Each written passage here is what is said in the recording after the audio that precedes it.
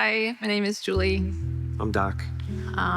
We've been here in Charlotte for about 9 years. We have 4 girls. I homeschool. We work from home. Life is mostly good. In 2021, I was diagnosed with breast cancer.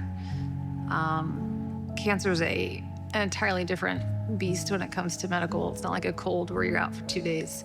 You start a marathon of doctor's appointments, scans, protocols, and it can really rock a family. I did chemo the summer of 2021, followed by mastectomy in September, and by December, I had some reconstruction done. So from diagnosis to reconstruction was 9 months, which I felt like was pretty quick. And then in the spring of 2023, I had a local recurrence. So here we are, round 2. It was hard. And then having to explain that to the girls was really hard. Feeling like almost that we'd lied to them the first time when they asked if she's going to be okay.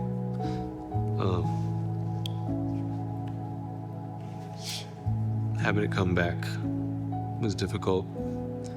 That was sort of when we were talking like, hey, we should probably find somebody to sit and talk with through some of this, help navigate it. I started Googling, counselors in the area, and we got some recommendations from some friends. Of course, everyone was either booked up, not taking new patients. Sort of felt like we hit a dead end a bit.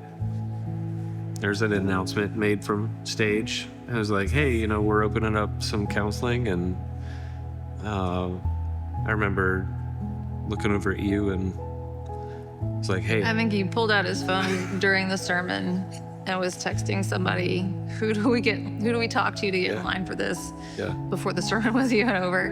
Because we were that excited to find a Christ-centered counseling, somebody that would not only give us the tools that we needed to sort of listen to our emotions and get out the stress and have those hard conversations, but also pray with us and have that spiritual connection, that spiritual discipleship, that while this is not the most ideal situation, that God is still good, that he has never left us. When the first go round was happening and you were talking with somebody, there was a sense of frustration because I'd ask her how things were going and she'd say fine, and she'd power through, she'd put on the I got this face and she'd do it. And then, every other week she'd go into the room for the call.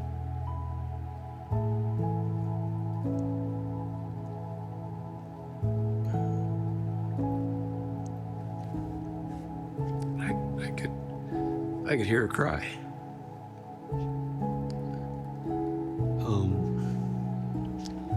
So being able to come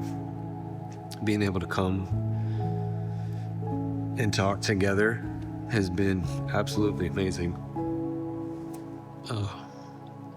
To work through the hard things, to work towards the good things.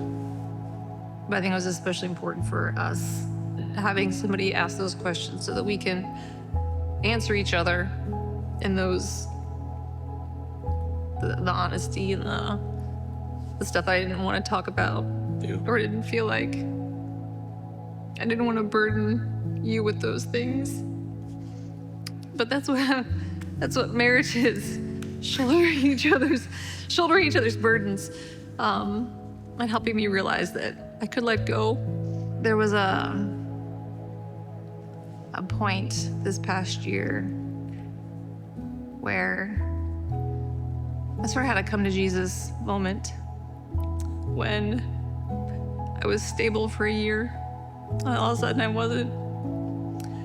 I was holding on so tight to what I could do for myself. And then I realized that I wasn't making any room for God to work. But remembering to rely on God, that He's there if we let Him, that He does answer our prayers, even if it's not in the way that we would want. Nobody wants a cancer diagnosis, but God is still good, and that He's wants us to lean on Him through all His difficulties. It was refreshing to find a place that would reaffirm that God is good, even if I'm not right now.